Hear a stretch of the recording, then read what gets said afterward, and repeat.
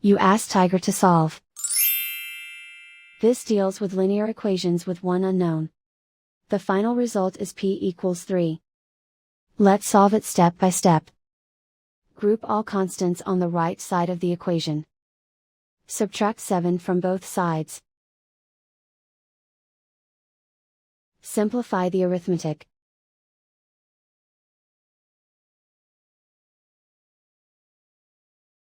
Isolate the p. Divide both sides by 5. Simplify the fraction. Find the greatest common factor of the numerator and denominator. Factor out and cancel the greatest common factor. And so the final result is p equals 3.